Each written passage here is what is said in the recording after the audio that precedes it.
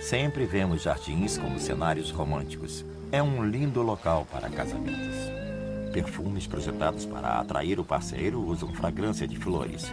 E o que é mais romântico que uma dúzia de rosas?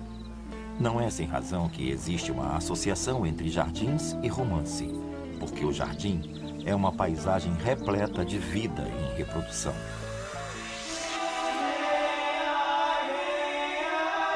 O mundo secreto dos jardins.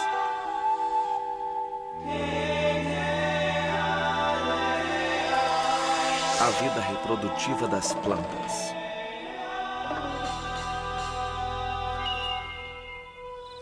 Distribuição Sinapse.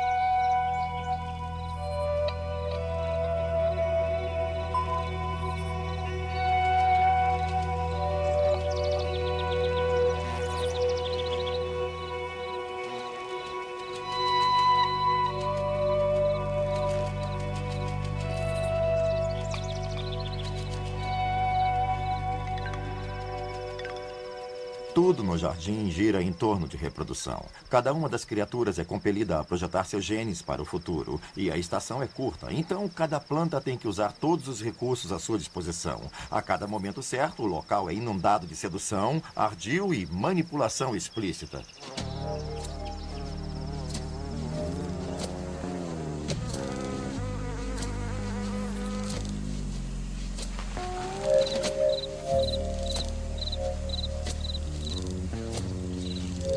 As plantas precisam se unir para que a reprodução aconteça.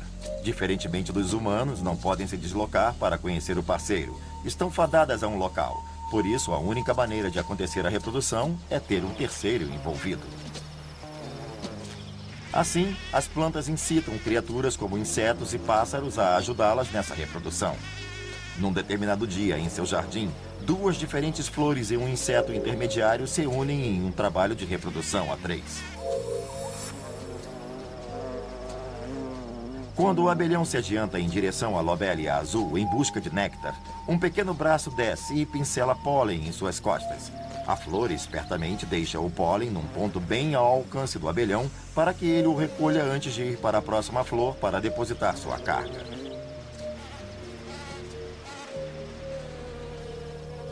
Mas deve haver algo aí para os insetos.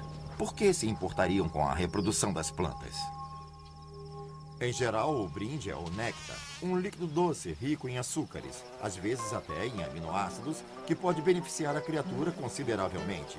E em troca do presente do néctar, a planta é polinizada. A spoonful of honey goes a long, long way. A little something sweet would really help me through the day. Now you're about as pretty as a flower in the spring. If you'd be my sugar mama, it would be a joyful thing. Well, I like coffee and I like tea, but a spoonful of honey's good enough for me. You're like sugar, so refined. I want you to be mine. It doesn't really take that much to get me up to speed. And a spoonful of honey's all I need. Mas se uma planta depende de outra criatura para fazer o trabalho, ela tem que usar um certo exibicionismo, porque precisa atrair essas criaturas.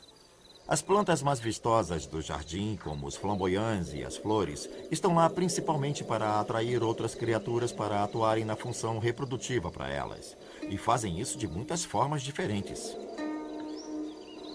Quando você olha as flores, às vezes elas estão muito coloridas, as pétalas com uma cor forte e as hastes bem eretas e tudo numa atitude óbvia.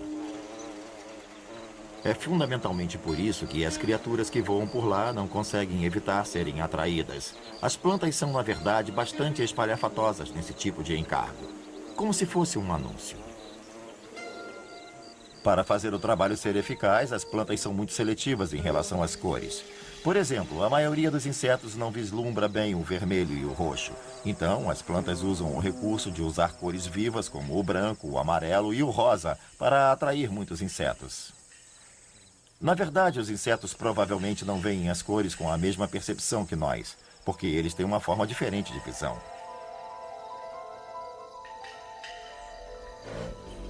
Outras flores têm cores que não são particularmente atrativas para insetos, em geral, vermelho vivo. Os vermelhos atraem outras criaturas, como beija-flores, que têm muito maior percepção dessa cor.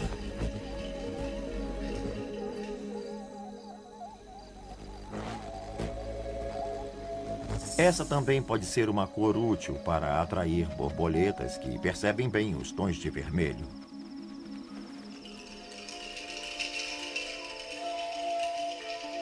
Não apenas as flores usam as cores do flamboyant, como também as usam de formas específicas. Em geral, tem mais de uma nas pétalas.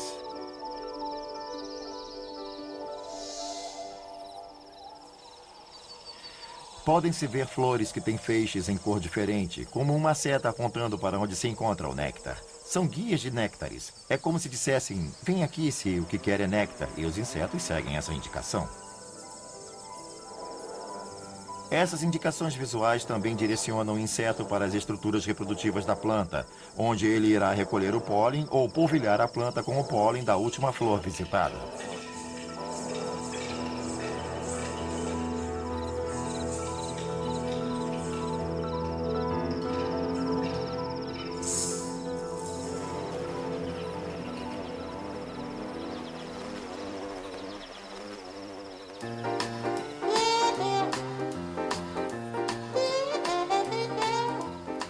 Quando olhamos uma flor, pensamos nela apenas como um agente de beleza, um símbolo de graça e charme, mas na verdade são puramente objetos reprodutivos. As pétalas, que são parte de exibição, são apenas atrativos ou guias. As partes realmente ativas das flores ficam mais no centro da planta e são um grupo de estruturas conhecido como estame e pistilo. As partes masculinas de uma planta são os estames, extensões elegantes que oferecem o pólen, o equivalente ao esperma para o mundo. As partes femininas são o pistilo, uma superfície viscosa que recebe o pólen.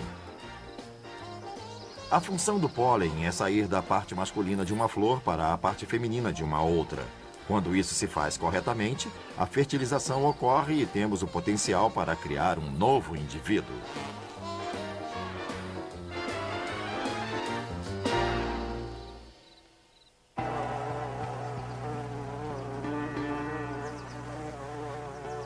Para que a transferência do pólen se dê eficazmente, muitas plantas tendem a viver em colônias, isto é, grandes grupos da mesma espécie, e florescem praticamente ao mesmo tempo.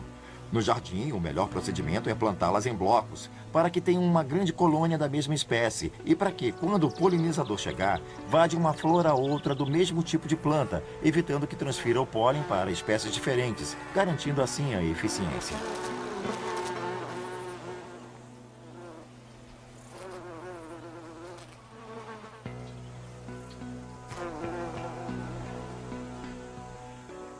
A beleza das flores tem um objetivo. Suas cores vivas, formas exóticas e fragrâncias fortes existem por uma razão e apenas esta: atrair outras criaturas para participar de sua reprodução. Muitas flores são grandes demais em relação às suas estruturas sexuais porque fazem questão de serem vistas à distância. Mas às vezes, elas têm uma forma elegante que diz ao eventual polinizador: vem para mim que terá mais chance de ser bem recompensado. Por exemplo, as flores tubulares não podem receber certos tipos de insetos com língua curta. Mas insetos com línguas compridas ou criaturas como os beija-flores com bico longo serão atraídos a flores tubulares porque reconhecem este formato como um lugar onde, com certeza, encontrarão néctar à sua disposição.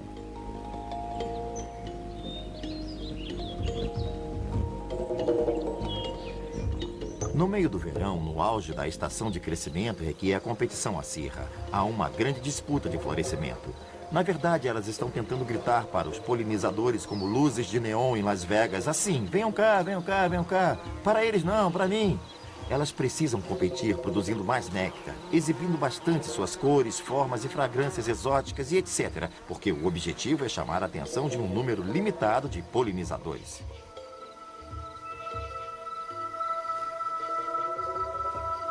A forma de cada flor é projetada especialmente para atrair o polinizador ideal para a planta.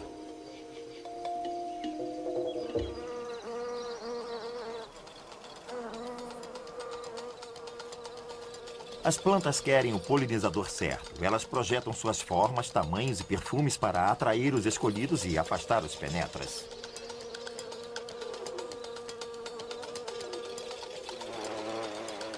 A dedalheira é bastante atraente para os beija-flores. Tem uma área de pouso para os abelhões ficarem antes de lhes dar de beber.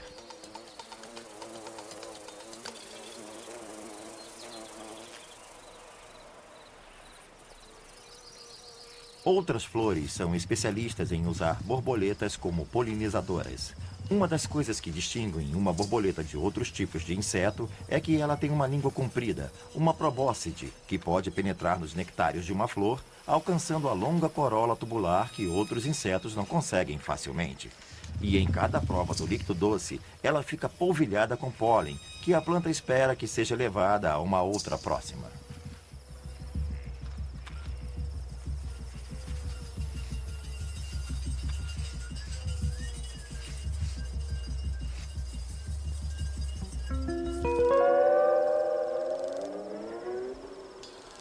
Como na maioria das espécies, a polinização cruzada leva a uma nova combinação de genes. Portanto, o objetivo de muitas plantas é partilhar seu pólen com as vizinhas para aumentar suas chances de sucesso em futuras gerações. O nome do jogo é sobrevivência. E vínculos bem fortes se desenvolvem entre plantas e insetos na tentativa de sobreviverem no competitivo mercado do jardim.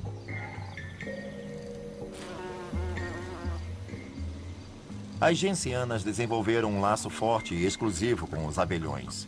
Elas guardam seu pólen fechado como num embrulho que só os abelhões sabem abrir. E isso porque ninguém mais tem o poder de abrir suas pétalas para descobrir o tesouro do pólen que está ali no centro. Esse tipo de marketing, contudo, oferece certo risco. Se a população de abelhões for baixa ou se houver muitas outras fontes de néctar disponíveis, a planta pode se trancar e nunca mais disponibilizar pólen. Isto é, ela não passará seus genes para a próxima geração.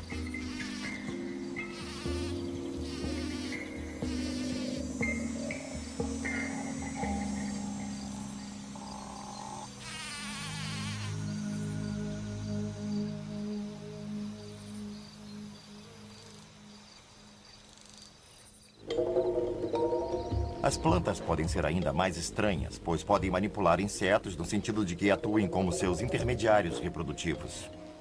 No caso da Lobelia cardinalis ou dos cardeais, as pétalas de cima da flor têm suas partes reprodutivas meio pendentes. Então, a cabeça do beija-flor tem que se ajustar para polinizar a flor. Quando o beija-flor estende o bico até o tubo floral, faz com que a parte que guarda o pólen se dobre e suje de pólen a cabeça e as penas do pássaro. Então, quando ele voa em direção a outra planta, não pode evitar transferir pólen a outras no caminho. Algumas flores são tão sutis em sua abordagem quanto as Lobelias cardinalis.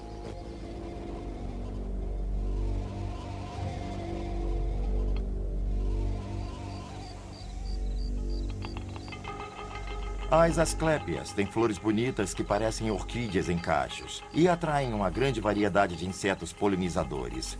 Mas os mais eficientes são os que têm pernas finas e longas, porque durante o ato têm uma certa dificuldade de se manter sobre as flores. Se os pés se mexem um pouco, não podem evitar deslizar para um pequeno sulco entre as pétalas adjacentes. Quando tentam sair desse sulco, esbarram num pequeno filamento que tem ali presos 2 sacos de pólen, e este fica tão grudado em seu corpo que, ao voar até a próxima flor, é impossível o pólen não cair durante o trajeto.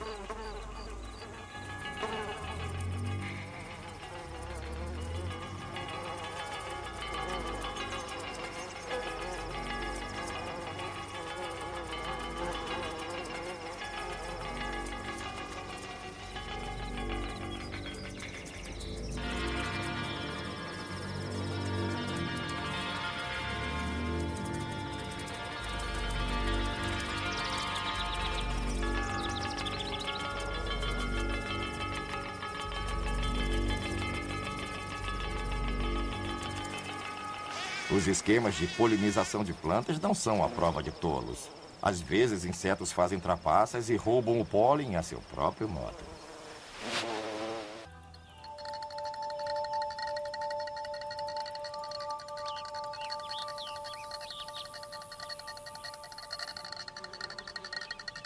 Você pode pensar que isto seja uma flor simples, mas ela é formada de centenas, se não milhares de pequenas florezinhas, todas juntas num único corpo. Deve haver alguma vantagem em se unir em grande número assim, porque essas composições se tornaram extremamente comuns, estão espalhadas por todo o planeta. E se você olhar bem de perto essas flores nos canteiros, verá que estão cobertas de polinizadores que lentamente trabalham em torno delas, alimentando-se do néctar de cada uma e recolhendo pólen pelo caminho.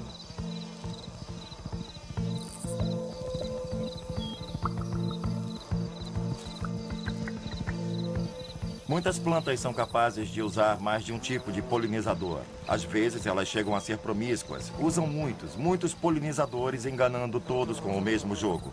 Em geral, elas têm flores de face aberta, normalmente com os nectares expostos como pequenos poços, de forma que os insetos possam rastejar sobre a superfície e alcançar com a língua os nectários. Flores como esta são especialmente boas para atrair polinizadores com língua curta. Muitas moscas e abelhas têm língua curta e não conseguem alcançar a parte funda das flores de tubos longos. Esta é mais acessível.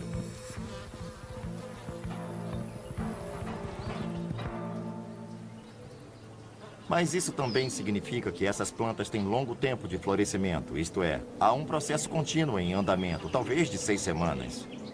Quando você olha um canteiro de margaridas amarelas, por exemplo, diferentes partes da flor estarão florescendo em épocas diferentes. Mas é certo que, em algum momento, a planta será polinizada, porque há uma razão para abelhas e moscas voltarem lá durante muitas semanas seguidas.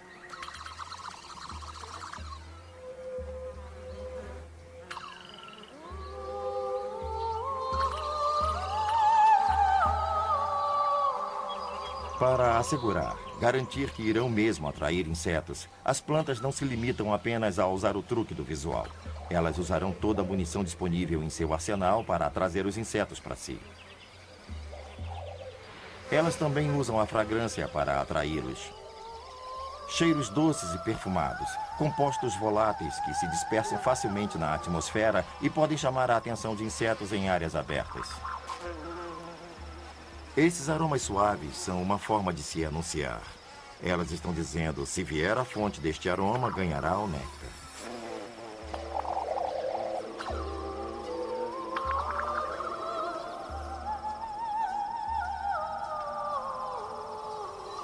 Outro recurso que algumas usam para selecionar insetos e repelir outros é oferecer diferentes tipos de néctar.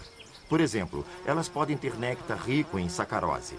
Parece com açúcar de mesa e atrai certos tipos de insetos que gostam desse sabor. Outras plantas produzem néctar rico em aminoácidos, e os aminoácidos podem atrair beija-flores ou moscas, que os têm como o principal componente de suas dietas. Algumas plantas preferem tentar atrair polinizadores que não estão interessados em perfumes doces nem em néctares. Por exemplo, se estiverem tentando atrair moscas, o truque ideal é tentar imitar o cheiro de carniça e podridão. Na verdade, plantas como o trillium vermelho em particular, produzem cheiros que parecem de carne podre. E, pasme, as moscas vêm e as polinizam.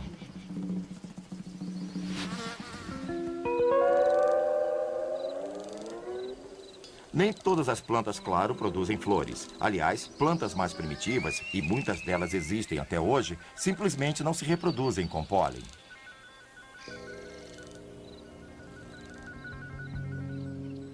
A reprodução para as samambaias não é como nas plantas que dão flores. As samambaias são primitivas e já existiam bem antes das plantas florescerem. Elas produzem esporos aqui embaixo de suas frondes. E esses esporos germinam e produzem partes masculinas e femininas que precisam de água para poderem se unir. Isso, claro, limita o sucesso das samambaias, que só conseguem viver na umidade ou nas áreas sombreadas do seu jardim.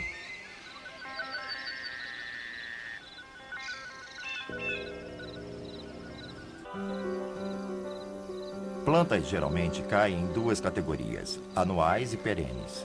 As anuais são plantas que completam o ciclo de vida inteiro numa estação de crescimento. Significa que tem que crescer como loucas, produzir o máximo de sementes possível e morrer. As perenes têm que percorrer um outro caminho. Elas vão querer medir sua energia e nutrientes por anos. A cada ano vão florescer, produzir um grande número de sementes, se puderem, e guardar o suficiente para que vivam um inverno e possam fazer todo esse processo novamente.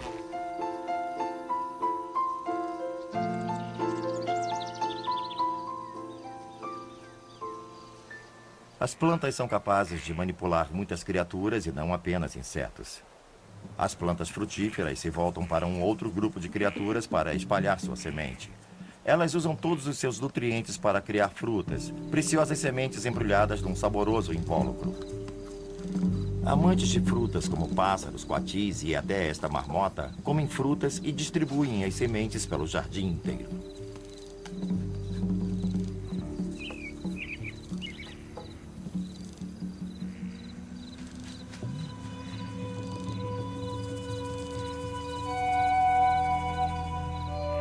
Enquanto a beleza das samambaias e das flores enfraquece, algumas plantas resistem por mais uma estação.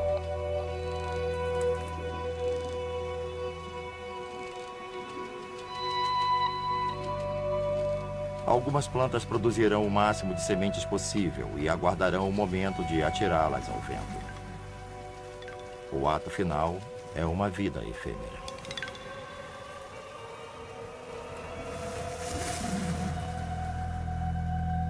Versão brasileira Anima Vox.